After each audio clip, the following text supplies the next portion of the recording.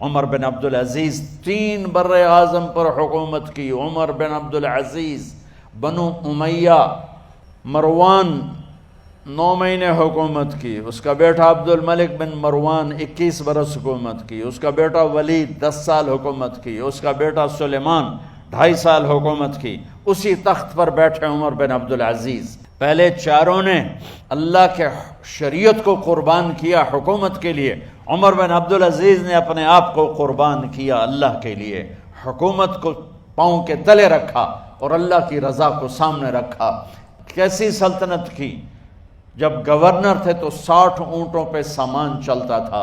جب امیر المومنین بنے تو بچے کہنے لگے ماں سے، بچے بچیاں 12 تھے، ماں سے کہنے لگے کہ عید کا موقع آ رہا ہے، ابا سے کہو ہمیں نئے کپڑے تو لے کر دیں. ان کی ماں کا نام ہے فاطمہ، بچوں کی ماں کا نام فاطمہ بنت عبد الملک. یہ دنیاوی سٹیٹس میں سب سے بڑی خاتون گزری ہے. آج تک اس کے لیول کی کوئی عورت نہیں آئی. دادا بادشاہ، باپ بادشاہ، 4 بھائی بادشاہ، 6 خامند بادشاہ، 7 نسبتوں سے یہ عورت شہزادی رہی ہے. حضرت عمر گھر آئے، بیگم نے کہا بچے کپڑے مانگ رہے ہیں. حضرت عمر کہنے لگے میرے پاس تو پیسے نہیں ہیں، تنخواہ میں تو مشکل سے روٹی پوری ہوتی ہے، کہاں سے لے کر دوں؟ تو تھوڑی دیر خاموش رہیں. بیگم پھر کہنے لگی آپ ایسا کریں، اگلے مہینے کی سیلری ایڈوانس لے لیں، اس سے میں کپڑے لے لیتی ہوں اور روٹی کا خرچہ میں مزدوری کر کے گھر بیٹھے مزدوری کر کے چلا لوں گی، آپ 1 مہینے کی تنخواہ ایڈوانس لے لیں.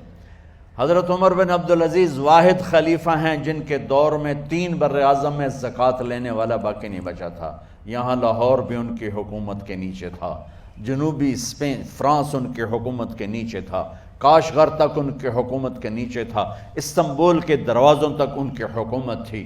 3 بر اعظم میں ایک آدمی زکوٰۃ لینے والا نہ بچا.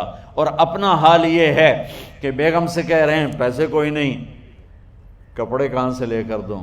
اور بیگم طریقہ بتا رہی ہے کہ آپ اگلے مہینے کی تنخواہ ایڈوانس لے لیں، اس سے میں کپڑے لے لوں گی اور چولہے کا خرچہ، روٹی کا خرچہ میں گھر بیٹھ کے مزدوری کر کے کما لوں گی. تو حضرت عمر کہنے لگے ہاں یہ ٹھیک ہے. باہر آئے وزیر خزانہ مزاحم، انہیں بلایا کہ بھائی ہمیں اگلے مہینے کی تنخواہ ایڈوانس چاہیے. یہ تنخواہ والے لوگ بیٹھے ہوئے ہیں، تنخواہیں لیتے ہیں. اس نے کاغذ قلم آگے رکھ دیا، کہا حضرت یہاں لکھ کے دے دیں آپ 1 مہینہ زندہ رہیں گے میں تنخواہ دے دیتا ہوں. اب مجھے لکھ کے دے دیں آپ 1 ماہ زندہ رہیں گے میں آپ کو تنخواہ دے دیتا ہوں. چپ کر کے اٹھے، ایک لفظ نہیں بولے، گھر گئے. حضرت اپنی بیگم فاطمہ سے کہا بیگم بچوں سے کہہ دو کہ باپ کے پاس کپڑے لے کر دینے کی سخت نہیں ہے. اور خزانے ایسے بھرے پڑے تھے کہ زکوٰۃ لینے والا کوئی نہیں تھا.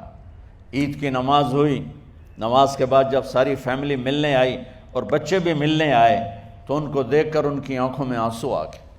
کہنے لگے بچوں آج تمہیں دکھ تو ہوگا اپنے باپ پر کہ ایک جوڑا کپڑا بھی لے کر نہ دیا عید کا. تو ان کے ایک بیٹے نے کہا ابا جان آج ہم بڑے خوش ہیں، ہمارا سر اونچا ہے کہ ہمارے باپ نے مسلمانوں کے مال پہ ڈاکہ نہیں ڈالا، ہمیں قربانی کا بکرا بنایا لیکن مسلمانوں کے مال میں خیانت نہیں کی. یہ ان کا طرز حکومت تھا، اس طرح انہوں نے حکومت کی. گھر میں تشریف لائے تو بیٹیوں سے بات کی تو انہوں نے منہ پہ ایسے دوپٹہ رکھا ہوا، منہ پہ دوپٹہ رکھ کے بات کریں. تو فرمانے لگے کپڑا تو ہٹاؤ، دوپٹہ کیوں رکھا ہوا ہے؟ تو گھر کی خادمہ زور زور سے رونے لگی، کہنے لگی امیر المومنین آج آپ کی بیٹیوں نے کچا پیاز توڑ کے روٹی کھائی ہے تو وہ اس کی بو ہے منہ میں، آپ کو بو سے نفرت ہے اس لیے منہ پہ کپڑا رکھ لیا ہے. تو حضرت عمر اتنا روئے کہ ان کی داڑھی تر ہو گئی. کہنے لگے آخر میں جب تھوڑا آسرے میں آئے کہا میری بیٹیوں تمہارا باپ تمہیں بڑے اچھے کھانے کھلا سکتا ہے لیکن میں جہنم کو برداشت نہیں کر سکتا، میں جہنم کی آگ برداشت نہیں کر سکتا. اب مرنے کا وقت آ گیا. جب وہ گورنر تھے تو 60 اونٹوں پہ ان کا سامان چلتا تھا، اور جب وہ امیر المومنین بنے تو عیادت کے لیے لوگ آ رہے تھے، تو سالے عیادت کے لیے آئے، فاطمہ کے بھائی، کپڑے دیکھے امیر المومنین کے، تو بہن کو ایک طرف کر کے فرمایا، بڑے نیک سرداروں میں سے تھے یہ مسلمہ بن عبد الملک، کہنے لگے امیر المومنین کے کپڑے تبدیل کروا دو، لوگ پوچھنے آ رہے ہیں تو میلے کپڑے اچھا نہیں لگتا، کہا جی بھائی کرواتی ہوں۔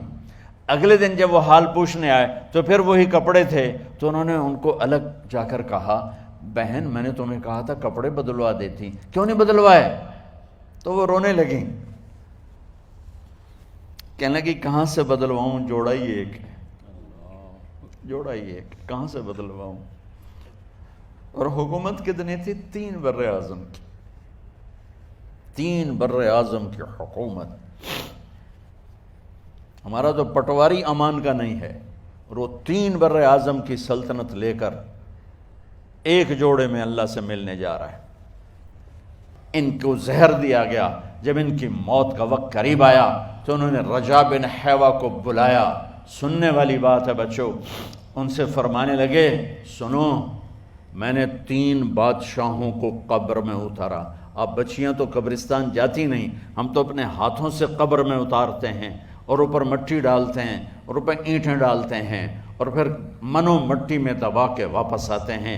یہ منظر آپ بچیوں کے تو دیکھنے کا بھی نہیں ہے۔ وہ کہنے لگے میں نے 3 بادشاہوں کو مٹی میں ڈالا، لیکن ان کے کفن کی گرہ کو جب کھول کے دیکھا تو ان کے چہرے قبلے سے ہٹ چکے تھے، اور رنگ ان کے کالے پڑ چکے تھے۔ ولید بن عبد الملک، سلیمان بن عبد الملک، عبد الملک بن مروان، عبد الملک باپ، ولید بیٹا، سلیمان بیٹا، یہ تینوں کا ان کے چہرے کالے ہو گئے تھے، اور ان کا قبلے سے منہ پھر گیا تھا۔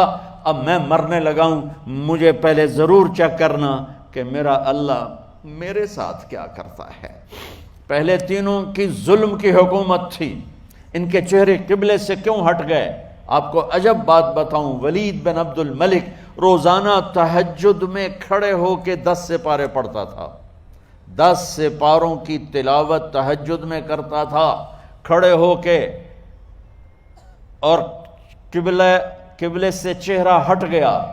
سلیمان بن عبد الملک تہجد گزار، چہرہ قبلے سے ہٹ گیا، ظلم کیا، ظلم کیا، ظلم کیا، خون کو پانی بنا دیا، حکومت پر شریعت کو قربان کیا، رشتے ناتوں کو قربان کیا۔ اللہ نے قبلے سے چہرے، نمازیں منہ پہ مار دی، روزے منہ پہ مار دیے، حج زکاتیں منہ پہ مار دی، تہجد ان کے منہ پہ مار دی، اور ان کے چہروں کو قبلے سے ہٹا دیا اور رنگ کالے کر دیے۔ عمر بن عبدالعزیز نے اسی سلطنت کو عدل سے بھر دیا، اسی سلطنت کو عدل سے بھر دیا۔ جب ان کا انتقال ہوا، سلیمان بن عبد الملک کی ڈیڈ باڈی جب قبر کے قریب لائے اتارنے کے لیے، تو ایسے ایسے ہلنے لگا، اس کا پورا جسم ہلنے لگا۔ تو اس کے بیٹوں نے کہا کہ ہمارے ابا زندہ ہیں، تو حضرت عمر نے فرمایا بیٹو زندہ نہیں ہیں، عذاب قبر جلدی شروع ہو گیا ہے، عجل اللہ بالعقوبہ، قبر کی پکڑ پہلے شروع ہو گئی ہے، چھپاؤ اپنے باپ کو جلدی۔ جب عمر بن عبدالعزیز کی ڈیڈ باڈی قبر کے قریب کی گئی اور ان کا بھائی اتارو، بھائی وہ باتیں شروع ہو جاتی ہیں، رومال ڈالو، چادر پکڑو، ادھر سے پکڑو، تو ایک دم ایسے ایک پرچہ ہوا میں اڑتا ہوا سب نے دیکھا، وہ آتے آتے آتے آتے آتے آتے یوں آ کے حضرت عمر کے سینے پر گر گیا۔ سب دیکھ رہے ہیں۔ جب پرچے کو اٹھا کے دیکھا گیا تو اس پہ ایک سطر پہ لکھا تھا بسم اللہ الرحمن الرحیم، اور دوسری سطر پہ لکھا تھا براءۃ من اللہ لعمر بن عبد العزیز من النار، یہ عمر کے لیے جہنم کی آگ سے نجات کا پروانہ ہے۔ 3 بر اعظم کی سلطنت لے کر وہ جنت کا پروانہ لے کر دنیا سے گئے۔ جب ان کو قبر میں اتارا گیا تو انہوں نے رجا بن حیوہ سے فرمایا تھا 3 بادشاہوں کے چہرے دیکھے قبلے سے پھر گئے، رنگ کالے پڑ گئے، مجھے تم نے دیکھنا ہے کہ کیا ہوتا ہے۔ تو رجا فرماتے ہیں جب میں قبر میں اترا اور ان کے کفن کی گرہ کو کھول کے دیکھا تو چہرہ قبلے کی طرف فکس تھا، اور مجھے یوں لگا جیسے 14ویں رات کا چاند قبر میں اتر آیا ہو۔ میرے عزیزو، طلبہ و طالبات، اللہ کو اپنی منزل بناؤ، اللہ کو اپنی منزل بناؤ، اللہ کو اپنی منزل بناؤ۔